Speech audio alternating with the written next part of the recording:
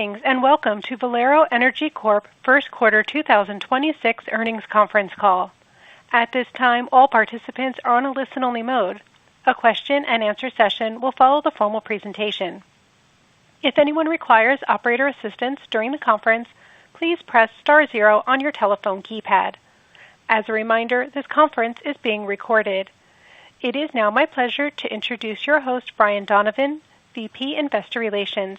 Thank you. You may begin. Good morning, everyone, and welcome to Valero Energy Corporation's First Quarter 2026 Earnings Conference Call.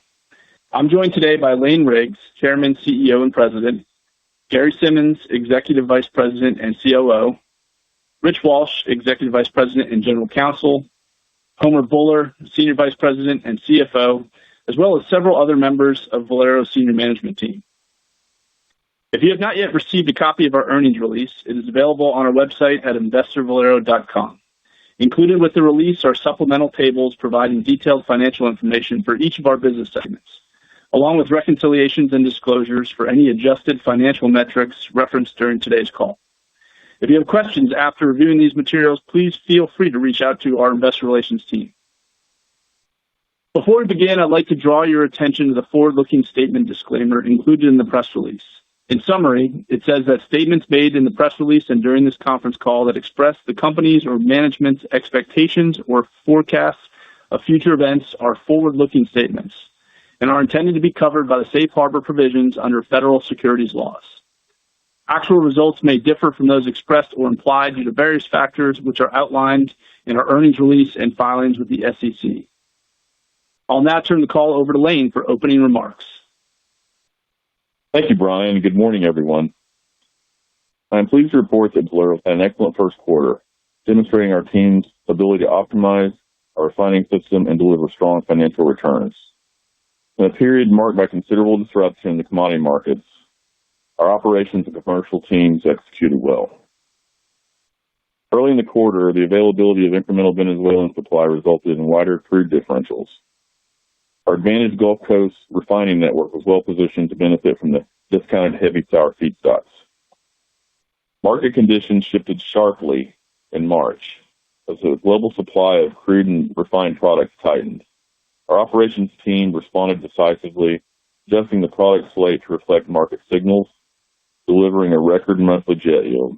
At the same time, our commercial and financial teams proactively managed commodity risk to mitigate any adverse impacts of a highly dynamic pricing environment.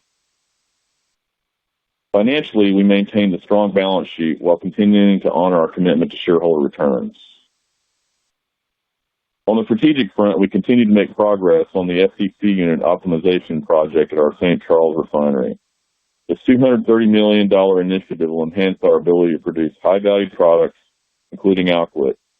We expect the project to begin operations in the third quarter of 2026. Looking ahead, constrained global refining capacity and low product inventories in key markets should continue to support refining fundamentals.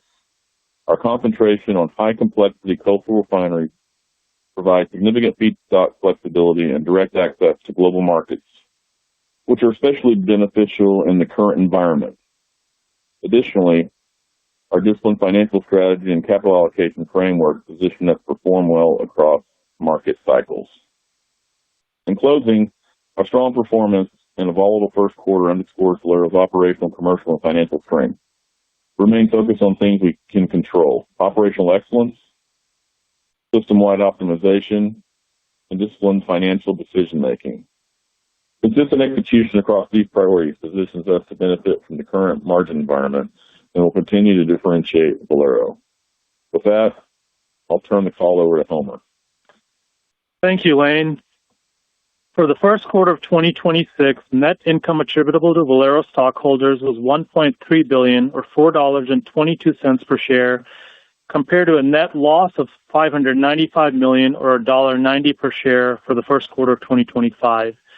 Excluding the adjustments shown in the earnings release tables, adjusted net income attributable to Valero stockholders for the first quarter of 2025 was $282 million, or $0.89 per share.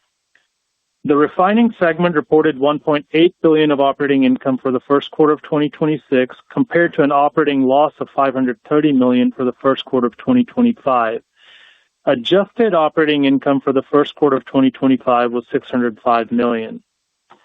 Refining throughput volumes in the first quarter of 2026 averaged 2.9 million barrels per day. Refining cash operating expenses was $5.13 per barrel in the first quarter of 2026. The renewable diesel segment reported operating income of $139 million for the first quarter of 2026 compared to an operating loss of $141 million for the first quarter of 2025. Renewable diesel segment sales volumes averaged 3 million gallons per day in the first quarter of 2026. The ethanol segment reported $90 million of operating income for the first quarter of 2026 compared to $20 million for the first quarter of 2025. Ethanol production volumes averaged 4.6 million gallons per day in the first quarter of 2026. G&A expenses were $285 million for the first quarter of 2026. Depreciation and amortization expense was $840 million for the first quarter of 2026, which includes approximately $100 million of incremental depreciation expense related to ceasing refining operations at our Benicia refinery. Net interest expense was $140 million and income tax expense was $401 million for the first quarter of 2026. The effective tax rate was 23%. Net cash provided by operating activities was $1.4 billion in the first quarter of 2026. Included in this amount was a $303 million unfavorable impact from working capital and $102 million of adjusted net cash provided by operating activities associated with the other joint venture member's share of DGD. Excluding these items, adjusted net cash provided by operating activities was $1.6 billion in the first quarter of 2026. Regarding investing activities, we made $448 million of capital investments in the first quarter of 2026, of which $404 million was for sustaining the business, including costs for turnarounds, catalysts, and regulatory compliance, and the balance was for growing the business. Excluding capital investments attributable to the other joint venture member share of DGD and other variable interest entities, capital investments attributable to Valero were $430 million in the first quarter of 2026. Moving to financing activities, we remain committed to our disciplined capital allocation framework. Shareholder cash returns totaled $938 million in the first quarter of 2026, resulting in a payout ratio of 59% for the quarter. And on January 22nd, our board approved a 6% increase to the quarterly cash dividend, reflecting a strong financial position and our commitment to a growing dividend. Turning to the balance sheet, in March, we opportunistically issued $850 million of 10-year notes at a 5.15% coupon to de-risk upcoming debt maturities later this year. The notes priced at a refining sector record low 10-year spread of 102 basis points over treasuries. At quarter end, we had $9.2 billion of total debt, $2.3 billion of total finance lease obligations, and $5.7 billion of cash and cash equivalents. Our debt to capitalization ratio net of cash and cash equivalents was 18% as of March 31st, 2026. Our cash balance was higher at quarter end, reflecting the opportunistic timing of the March debt issuance and our decision to move towards the high end of our long-term $4 to $5 billion cash target to preserve optionality in a volatile market environment. Overall, we ended the quarter well capitalized while still honoring our commitment to shareholder returns. Turning to guidance, as we operate the Port Arthur refinery at reduced rates, we continue to assess the full extent of the damages and develop a plan for repairs. We expect the incident to result in additional capital expenditures in 2026, which should be covered by insurance subject to our applicable insurance deductibles. We'll update our 2026 capital investment guidance when we are able to provide a definitive cost estimate and expected repair timeline. Outside of Port Arthur, our previous guidance regarding capital investments for sustaining the business and growth projects remains unchanged. Our growth projects are focused primarily on shorter cycle optimization investments that enhance crude and product optionality across our refining system, as well as efficiency and rate expansion projects within our ethanol plants. Collectively, these projects should strengthen the earnings capacity of our existing asset base. For modeling our second quarter operations, we expect refining throughput volumes to fall within the following ranges. Gulf Coast at 1.69 to 1.74 million barrels per day, reflecting reduced rates at Port Arthur. Mid-Continent at 450 to 470,000 barrels per day. West Coast at 120 to 130,000 barrels per day, reflecting the idling of Benicia. And North Atlantic at 480 to 500,000 barrels per day. We expect refining cash operating expenses in the second quarter to be approximately $4.85 per barrel. For the renewable diesel segment, we expect sales volumes of approximately 320 million gallons in the second quarter. Operating expenses should be 46 cents per gallon, including 22 cents per gallon for non-cash costs such as depreciation and amortization. Our ethanol segment is expected to produce 4.7 million gallons per day in the second quarter. Operating expenses should average 39 cents per gallon, which includes 4 cents per gallon for non-cash costs such as depreciation and amortization. For the second quarter, net interest expense should be about $145 million.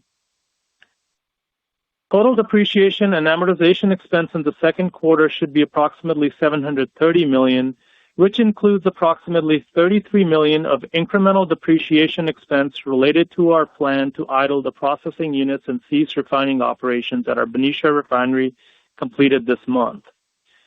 We expect incremental depreciation related to the Benicia refinery to be included in D&A through April. The second quarter earnings impact of this incremental depreciation is expected to be approximately 9 cents per share based on current shares outstanding. For 2026, we expect G&A expenses to be approximately $960 million. Thanks, Homer.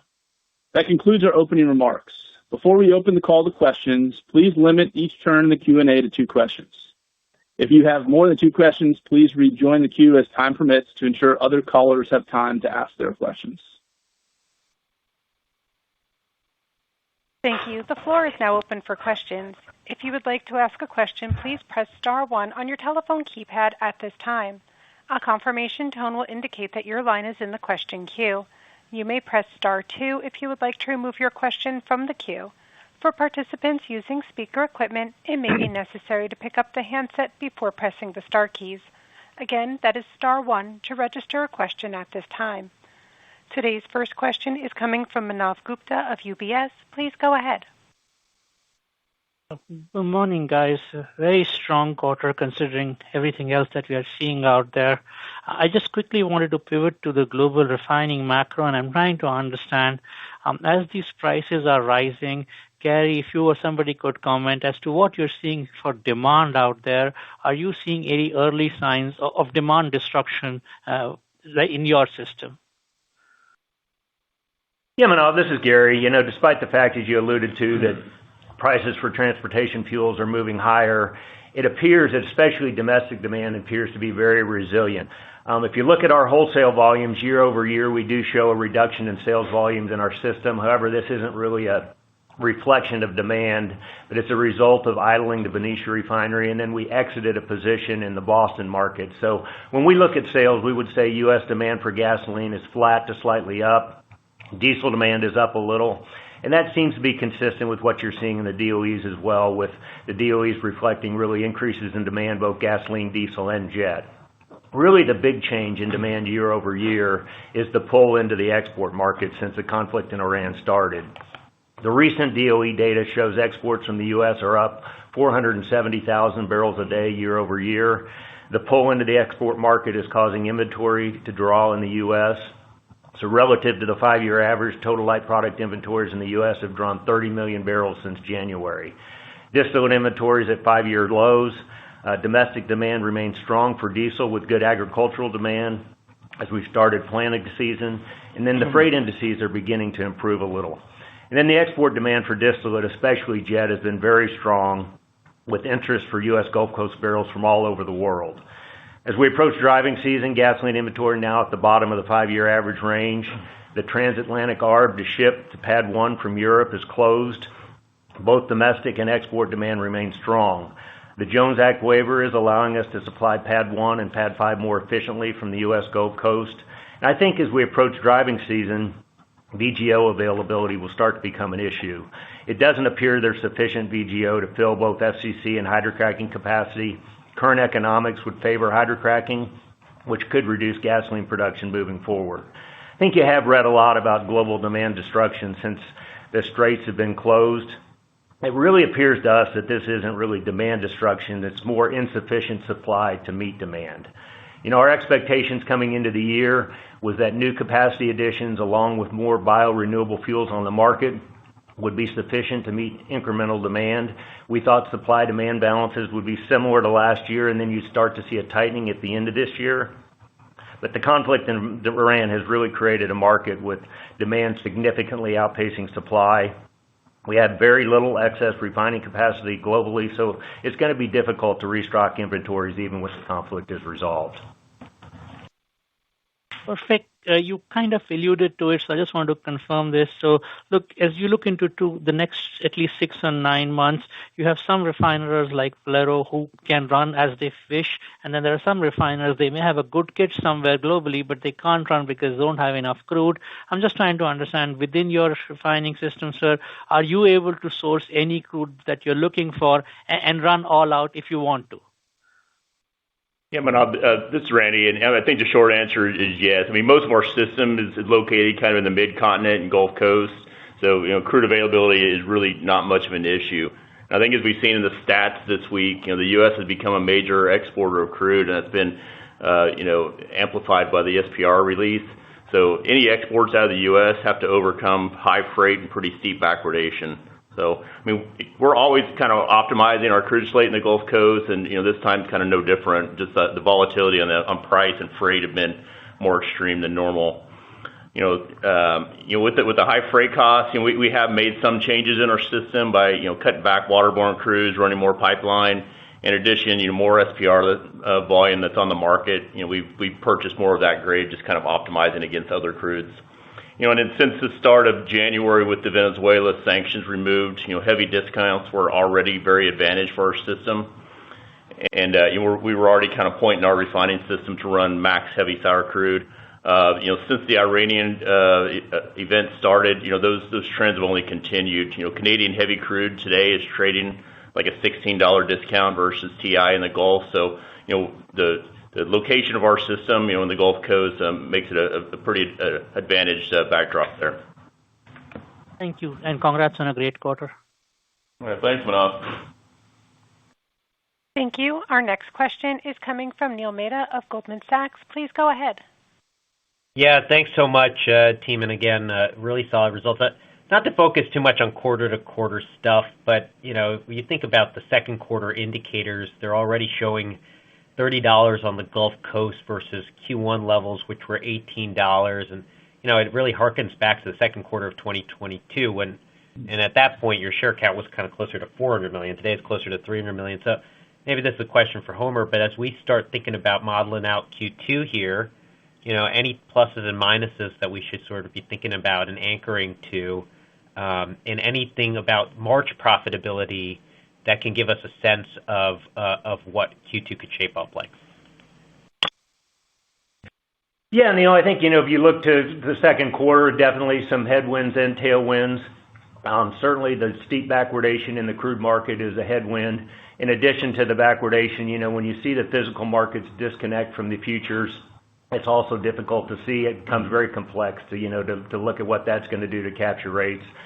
But in terms of tailwinds, certainly the heavy sour discounts, our system be able to maximize heavy sour crude is a tailwind. The premium regrade for jet fuel is a tailwind, as well as premiums for secondary products. So a lot of pluses and minuses as we move into the second quarter. All right. Well, one specific product I want to dig into is jet, Gary. I mean, there's a lot of talk about the potential for shortages in parts of the world. How are you just thinking about that product in general, how you can maximize your production of it? Where are you trying to get it to? And are these concerns about jet availability globally founded or unfounded? Yeah, so to start with, I would say they are founded. Jet is incredibly short. We've been trying to maximize jet in our system. Typically, if you look at jet as a percentage of total distillates, that's a number that averages about 26% in our system. In March, we got that up to over 30%, jet as a percent of total distillates. In addition to that, we have a couple refineries that don't make jet today that we're moving into jet production mode to try to increase jet yields even further as we go forward. Thanks, Gary. Thank you. Our next question is coming from Theresa Chen of Barclays. Please go ahead. Hey there. This quarter has highlighted the earnings volatility that refiners have faced, and the range of outcomes has been wide, in part due to different commercial and financial strategies. But despite operating in the same macro environment, your results appear to have been less volatile. And from your perspective, I'm curious as to what you think has enabled that. Does it reflect differences in crude sourcing, product placement, or hedging strategies, or something else structural in the business? And relatedly, this environment is also stress testing the balance sheets and leverage thresholds across the sector. You've chosen to maintain a relatively elevated cash position, to Homer's earlier point in the prepared remarks. How are you thinking about that capital strategy today, particularly as a buffer against the volatility? Yeah, hey, Teresa, it's Homer. Let me start on the risk side and hedging specifically. Under normal market conditions, our approach can be more formulaic, and process-driven, where we basically manage our exposure above or below LIFO with derivatives positions. But when we started seeing higher volatility in both crude and product markets, our team met frequently, daily, to review our positions, and we were just more proactive in managing our exposure. For example, we maintained our inventory positions much closer to LIFO, so that reduced our overall exposure to derivatives and associated price swings, right? And then in addition to that, that also ensures that you don't have a significant draw on cash for margin calls, and you can see that we had minimal impact on that through working capital. To your second point around cash, we did move our overall base cash position towards the high end of the $4 to $5 billion minimum cash balance that we talked about. This is why we moved to a higher cash balance really after the pandemic, right, to ensure that our liquidity never, ever comes into question. And while we didn't have a huge cash flow draw, hopefully this quarter highlights the value of a higher cash balance. So our cash balance coupled with our bank facilities, we ended the quarter with almost $11 billion of total liquidity. So we're really well positioned for whatever the rest of the year brings. The last thing I'll mention is, separately, we were also proactive, as I mentioned in the opening remarks, and we opportunistically pre-financed our upcoming maturities for the balance of the year. So we saw an attractive window to de-risk that part of the balance sheet, and we were able to do that at a record low spread. So we just try to be proactive on every financial aspect of our business, whether that's risk or balance sheet or shareholder returns. Thank you. And shifting gears, how should you think about the trajectory of DGD profitability going forward, considering current macro conditions, feedstock considerations, and regulatory changes that we've seen recently? Yeah, this is Eric. Homer did a great job explaining the risk management structure for DGD is a little bit different. And so the mark-to-market that we have on our forward feedstock positions will be a little bit of a headwind if we see the underlying commodities continue to rise like we did for the last month or so. So that being said, the RVO is a pretty strong tailwind. We see a lot of higher margins, certainly higher in 2Q than in 1Q, and overall a better 26 versus 25. Thank you. Thank you. Our next question is coming from Joe Laetsch of Morgan Stanley. Please go ahead. Great. Thanks. Good morning. Thanks for taking my questions. So as we look beyond the Middle East disruptions, can you just talk about how you see the supply-demand balance shaping up over the next couple of years? It seems like the balance was already pretty tight before the disruption, and now there is refinery damage and the need to replace inventories to contend with. Does this change how you think about mid-cycle margins going forward? Yeah, so I don't know that, it'll change our approach to mid-cycle margins. We take a fairly conservative approach because of our disciplined approach around capital investment. We like to take a conservative mid-cycle because we use it to justify the capital. But certainly it'll create a market that's very tight. I think even before the conflict started, our view was starting at the end of this year, global demand would outpace new refining capacity additions, and we'd have several years of tightness. That has brought that all forward, with the situation that's happened. In our view, if you look at the lost total light product production that's happened since the straits have closed, it takes a minimum of at least 3 days to rebuild stock for every day that the straits have been closed. So, at this stage, it's at least 6 months to a year to start restocking inventories back to where they were. There's just not a lot of excess refining capacity out there. And then as we move forward and global demand continues to grow, it makes that situation even tighter. Great, thanks. That's helpful. And then on Port Arthur, so I recognize you're still going through the assessment, but to the extent you can, could you just talk through the refinery damage assessment process and potential restart timeline, and what are the signposts that we should be watching for from the outside here? Yeah, so on March 23rd, we had a fire in the diesel hydrotreater, Port Arthur. The entire refinery was shut down as a precaution. All employees were accounted for. No refinery reportable injuries as a result of the incident. The investigation into the cause is ongoing, so I can't share too much around that. But our operations team did an excellent job getting the smaller crude unit train back up early April, along with a coker, hydrocrackers, and the reformer and distillate hydrotreater. We're currently starting up the larger crude unit as we speak, along with the FCC and alky. So we would expect by May 1st that throughput looks fairly normalized at the Port Arthur refinery. The diesel hydrotreater that experienced the fire, along with an adjacent kerosene hydrotreater, do remain down, which could negatively impact capture rates some in the second quarter. We expect to get the kerosene hydrotreater back by the third quarter. The diesel hydrotreater did sustain extensive damage. We don't have a timeline for the rebuild yet on that. But as Homer mentioned, the throughput guidance, all of that is reflected in our throughput guidance for the quarter. Thanks, that's helpful. Thank you. Our next question is coming from Doug Leggett of Wolfe Research. Please go ahead. Oh, hey, everyone. I think you might have just answered part of my question there. Thanks for having me on. I'm trying to understand what's going on with physical crude impact on capture rates. And if I can kind of walk through the thought process here, we saw Maya, we saw Pemex, cut their K factor in half. We're seeing dated Brent, obviously at big premiums. And now apparently a flotilla of tankers coming to the U.S. Gulf Coast, perhaps putting a bid under TI. So I'm just curious, when you look at your slate, how is the physical side of the crude market impacting the capture rate? And if I may, my follow-up is specifically for Homer. You've got probably one of the best balance sheets, if not the best balance sheet in the sector, which means you don't have a lot of options for your surplus cash. And my question is that your valuation today, if you sort of look at the implied free cash flow forever, not the windfall we have now, is north of $7 billion at a 10% discount rate. How do you think about your valuation in the context of what you do with that cash as it relates specifically to share buybacks?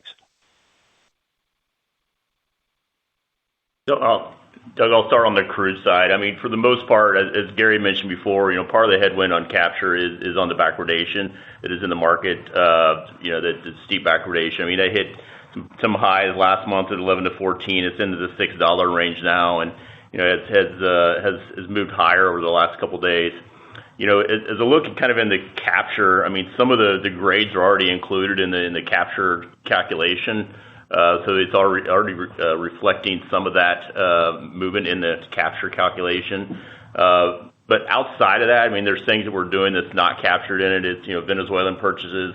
Since the January sanctions removal, we've meaningful ramped up Venezuela runs in our systems, and all of that done at better economics than our alternative on heavy sour. And as we touched on before, the heavy grades in the Gulf Coast continue to look very, very attractive for our system. Doug, hey, this is Homer. Thanks for your comment on the balance sheet. But, I think your comment on annuitizing current margins, there's no doubt current margins are good.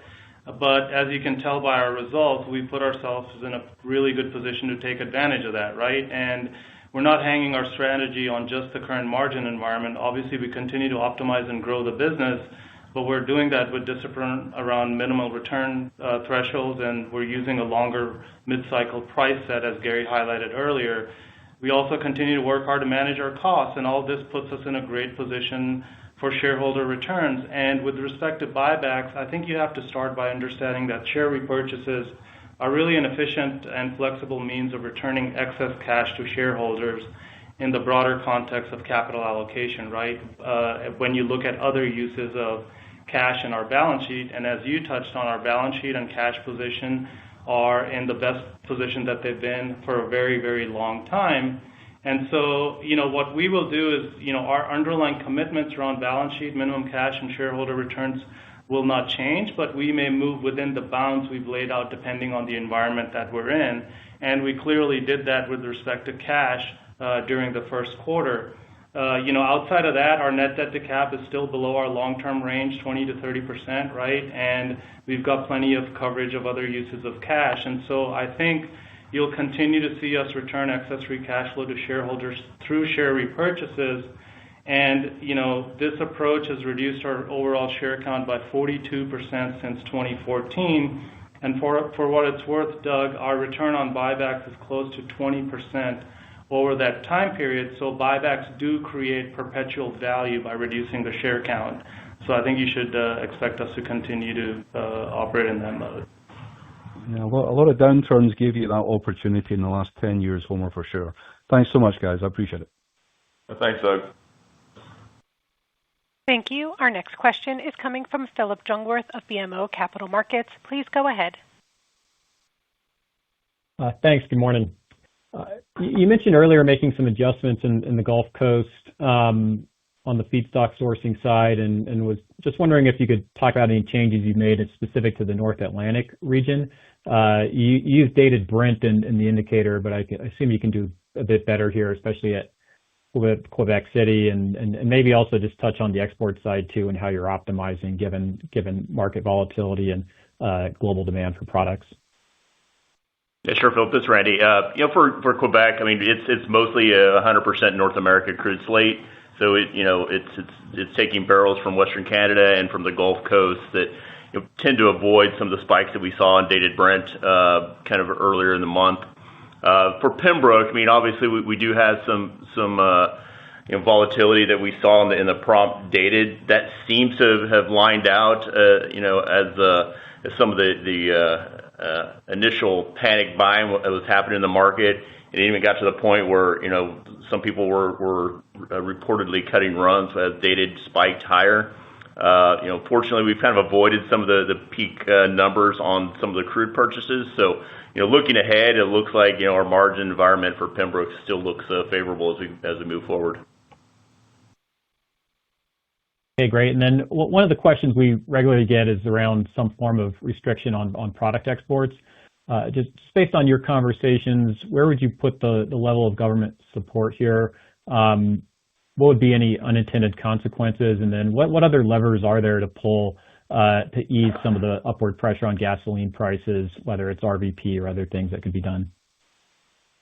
Yeah, this is Rich Walsh. What I would say is, there's been lots of conversations with the administration, and they're keenly aware of what they watching the prices out there, and they've already taken actions. They gave a Jones Act waiver real early on. That really helped out. And the reality is, any kind of export ban actually just makes the situation way worse, and they're keenly aware of that already. The U.S. is long crude and long refining production, and so we are tethered to the world market. So it's important to make sure that we get optimized and provide, and this is a huge competitive advantage for the U.S. as well. So I think the administration fully understands that. They're looking at all the options and tools that are out there, but we're not positioned like some other countries where they just don't have the resources that we have. And so I don't think those kinds of strategies really make sense for us. I think the administration is well aware of that, and I don't think there's any real meaningful potential for that to happen. Thank you. Thank you. The next question is coming from Jason Gabelman of TD Cowen. Please go ahead. Yeah, hey, thanks for taking my questions. The first conflict at all, and really two conflicts that have resulted in pretty massive dislocations in the market, change your way you think about investment opportunities and how you run the business in the medium term. I know, for example, you talked about potential VGO shortage in the country. If that's an area that you could figure out some investment in to help close your own shortage or other opportunities such as that. Hey, Jason, it's Lane. I think it is a good point, and how I think about it, and of course we think about it, is the Ukrainian-Iran conflict has really demonstrated, I would say, the resilience of North America, and largely due to the fact that we have such a robust and oil and gas industry. It's really helped position us for the two conflicts that have occurred. And of course, we sit here in the Gulf Coast. We have the most flexibility on crude feedstocks. We can export anywhere in the world. So in terms of how we sort of think about our projects, we like to bucket them, right? And so the way I'm going to characterize it is that we like projects that increase our commercial leverage. So if you think about your VGO question, that's a position that we want to get through our gating system to maybe position ourselves not to be so lenient or so dependent upon VGO imports. And so doesn't mean we're going to lose our discipline, but it means that we see that there's an issue that has been really pointed out with respect to these projects, this issue, the conflicts. And then we also obviously like reliability projects. The key to this is to be able to run through all these, be able to move your assets around and run reliably through it. And then finally yields, better yields, which is essentially the FCC project. When we can upgrade to what we're making, that we like that. Ethanol, which isn't obviously, you wouldn't think of it as being directly tied to this, but what you are seeing in the world is people are looking at, hey, can I blend more ethanol in the fuel mix? And so we have a positive view of the ethanol business, and so we have been investing in ethanol. Same thing, incremental growth and how much we make, yield improvements to increase the amount of ethanol.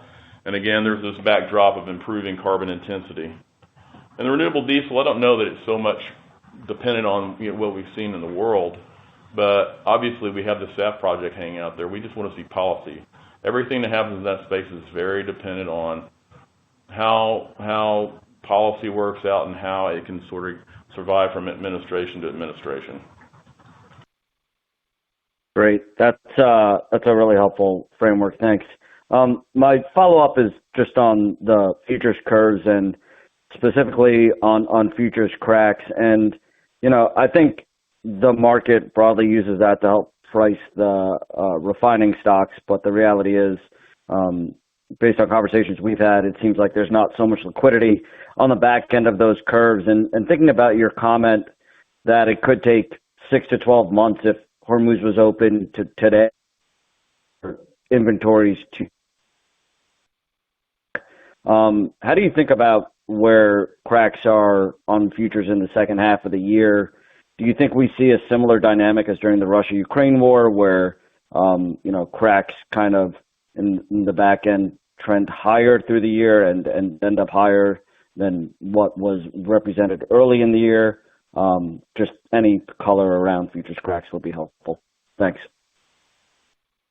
Yeah, so that is our view, is we think the back end of the curve is undervalued. And I think, a lot of it is it's somewhat hindering trade flows that need to happen. The high freight rates along with steep backwardation are making markets that are really short and need product today looking to the future and thinking they're going to be able to buy that product at lower values in the future. And in reality, the curve's just rolling up, and we expect that to continue.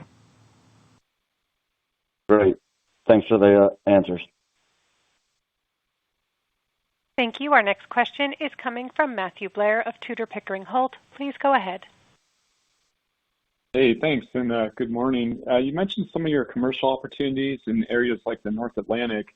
Do you also have opportunities on the West Coast? And I guess in particular, are you using Jones Act waivers to ship both crude and products to the West Coast? Yeah, Matthew, this is Randy. I'll touch on that. I mean, we have issued several Jones Act waivers, primarily for products, both renewables and conventional products, to moving both from the Gulf Coast to the West Coast and to Florida. Sounds good. And then the ethanol results seem pretty good, but better than our expectations. Was that just a function of improving values on the co-products, or were you able to record any 45Z contributions in the ethanol segment? And I guess, what's the overall outlook for 45Z and the potential contribution this year in ethanol? Thank you. Yeah, this is Eric. Lane alluded to what we're seeing in the ethanol demand globally. So as one of the largest exporters of ethanol, you're seeing a pull on ethanol. And so the underlying value is really, as the hydrocarbon prices have increased, so has the value of octane. And ethanol, being an octane component, has now become the cheapest form of octane in the world. And so that is why you're seeing a lot of interest, and you can use ethanol as a supplement, just like it has in the U.S. You see a lot of countries going from E0 to E10. Brazil's going from E30 to E32. India's going to E20 and talking about going higher than that. Everyone sees that ethanol is a cheaper form of liquid fuel. So you're seeing demand in ethanol. As far as PTC, what we booked in the first quarter was 10 cents a gallon on 10 of our plants using the original definition of qualified sales. And so what we'll ultimately see once the guidance is published, which hopefully is the end of this year, but it may not be till next year, is you'll get the next 10 to 20 cents across all our plants, across all our sales. Great, thank you. Thank you. Our next question is coming from Paul Sankey of Sankey Research. Please go ahead. Morning, all. Can you hear me? Good morning, Paul. Hello? Hey, Paul. Can you hear me? Yeah, we can hear you. Hi, can you hear me, guys? Yep, we can hear you. Sorry, I got like a $15 phone here. Thanks for everything. You had mentioned the shortage of VGO, and I just wondered if you could talk a little bit about where you might anticipate other shortages, actual physical shortages emerging in the oil chain. That's sort of question number one. Thanks. Yeah, I don't know that any other. I don't know of any, but yeah, obviously VGO is an issue. This is Lane. I mean, if you think about how trade flow worked before all this started, net VGO flowed from essentially Europe and the Middle East into the U.S. to sort of satisfy the complexity, the FCCs and the hydrocrackers here. I don't know that we see besides the jet, where it's just everybody knows about jet. We're talking about all these other intermediates. I don't know that, at least in the United States, we see any other sort of structural issues in terms of intermediates. Okay, that's great. And secondly, Lane, you've talked about in the past, I remember Joe certainly saying this, that when you look at your inventories over time, you kind of don't play inventories. It's almost more that you're just working operationally to optimize your performance. I had a question. Firstly, I assume that you're still doing that. And secondly, how do you see a situation where inventories deplete? I assume that the industry won't go to zero inventories, right? So I was thinking, as we get these draws, when is the point at which, I guess, prices go a ton higher is the best guess? Thanks. Hey, Paul, I'll tackle the first thing. So the answer is yes. I mean, I think it was Homer earlier alluded to the fact we could see all this volatility in the commodity market. We were keenly aware that the tendency would be for us to say you have a refinery incident and crude oil inventories start creeping up above what we would consider to be our working inventories. We can get into where it puts us short paper, and so we worked very hard just to avoid the derivative volatility and worked hard to make sure that we were operating around our working inventory, which equals our LIFO inventories. In terms of the latter part of that question? Yeah, it's very difficult for us to tell. I do think, as I alluded to before, with the steep backwardation that you see in the market, a lot of markets that are short product today are basically trying to live hand to mouth, thinking that they'll be able to buy replacement barrels in the future at cheaper values. At some point in time, they'll realize that they need the volume, and I think you'll see a reaction in price. But at what inventory level that occurs, I don't really have any insight. Yeah, I understand. It's a tough one. Thanks a lot. Hey, thanks, Paul. Thank you. At this time, I would like to turn the floor back over to Mr. Donovan for closing comments. All right. Well, we appreciate everyone joining us today for the call. And as always, feel free to contact our investor relations team if you have any additional questions. Have a great day. Ladies and gentlemen, thank you for your participation. This concludes today's event. You may disconnect your lines or log off the webcast at this time and enjoy the rest of your day.